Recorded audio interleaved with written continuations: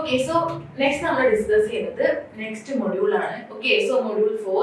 So module 4 എന്ന് പറയുമ്പോൾ sequential logic circuits ആണ്.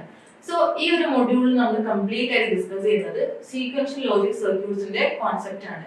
സോ കഴിഞ്ഞ മൊഡ്യൂളിൽ നമ്മൾ ലൈക്ക് കോമ്പിനേഷൻ ലോജിക് സർക്യൂട്ട് നമ്മൾ കണ്ടിട്ടുണ്ട്.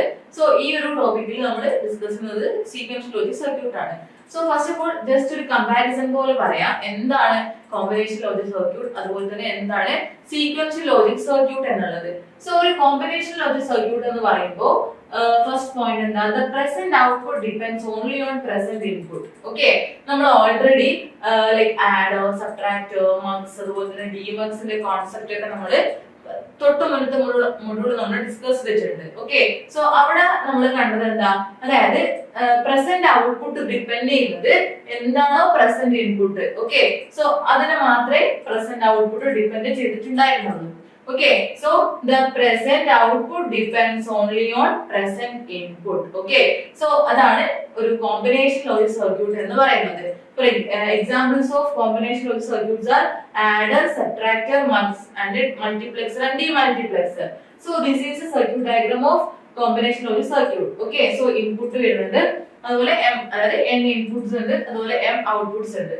നെക്സ്റ്റ് എന്ന് പറയുമ്പോൾ സീക്വൻഷ്യൽ ലോജിക് സർക്യൂട്ട്സ് ആണ്. Okay, so sequential logic circuit എന്ന് പറയുമ്പോൾ ചെറിയ ഡിഫറൻസ് ഉണ്ട്.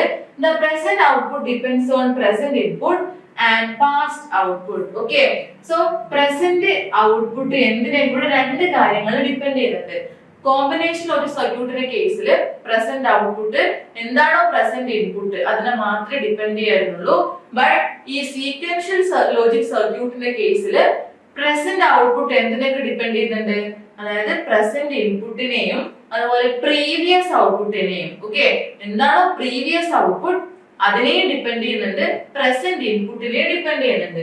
So it depends on present input and past output. Okay, in other words the present output depends on present input and okay and past input. Okay, so ഈ ഒരു കാര്യം ഓർത്തിരിക്കുക, അതായത് the present output depends on present input and past output. So sequential സർക്യൂട്ടിന്റെ കേസിൽ present output എന്തിനൊക്കെ depend ചെയ്യുന്നുണ്ട്, present ഇൻപുട്ടിനെയും പാസ്റ്റ് ഔട്ട്പുട്ടിനെയും. സോ പാസ്റ്റ് ഔട്ട്പുട്ട് അല്ലെ, പാസ്റ്റ് ഔട്ട്പുട്ട് നമുക്ക് എവിടെ നിന്ന് കിട്ടും? സോ ഈ പാസ്റ്റ് ഔട്ട്പുട്ട് സ്റ്റോർ ചെയ്യാൻ വേണ്ടിയിട്ട് നമ്മൾ ഇവിടെ മെമ്മറിന്റെ കോൺസെപ്റ്റ് യൂസ് ചെയ്യുന്നുണ്ട്. ഓക്കെ, സോ ഇവിടെ നിങ്ങൾക്ക് ഫിഗർ കാണാൻ പറ്റും. So this is sequential logic circuit. Okay, this is SLC. So here the present output അല്ലെ, ഇൻപുട്ട് ഈ ഇൻപുട്സിനെ ഇവിടെ n ഇൻപുട്സ് ഉണ്ട്, m ഔട്ട്പുട്സ് ഉണ്ട്. സോ the present output ഈ ഒരു ഔട്ട്പുട്ട് ഇതിലേക്ക് എന്തിനേക്ക് ഡിപെൻഡ് ചെയ്യുന്നുണ്ട്. ഓക്കെ, അതായത് ഇവിടെ നിങ്ങൾക്ക് ഈ ഇൻപുട്ടിനെ കാണാൻ പറ്റും, ഇൻപുട്ട് അല്ലാതെ ഇവിടെ ഒരു മെമ്മറി കാണാലോ.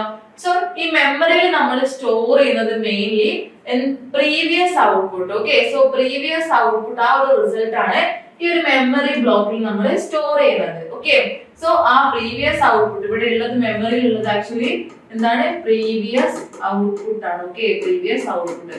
സോ പ്രീവിയസ് ഔട്ട്പുട്ടിനെയും പ്രസന്റ് ഇൻപുട്ടിനെയാണ് ഈ സീക്വൻഷ്യൽ ലോജിക് സർക്യൂട്ട് എന്നത് ഡിപെൻഡ് ചെയ്യുന്നത്. അല്ല സോറി, ഔട്ട്പുട്ട് സീക്വൻഷ്യൽ ലോജിക് സർക്യൂട്ടിലെ ഔട്ട്പുട്ട് ഡിപെൻഡ് ചെയ്യുന്നത് പ്രീവിയസ് ഔട്ട്പുട്ടിനെയും പ്രസന്റ് ഇൻപുട്ടിനെയാണ്.